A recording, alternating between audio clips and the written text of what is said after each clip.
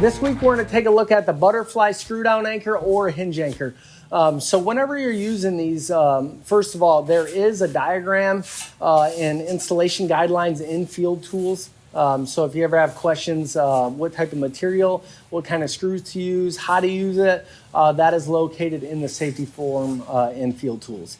How you don't want to use it is like this, where it's side loading the anchor. So if you're subject to a fall like this, you do not want it side loading the anchor or butterfly strap. So it's designed to use out towards the wings.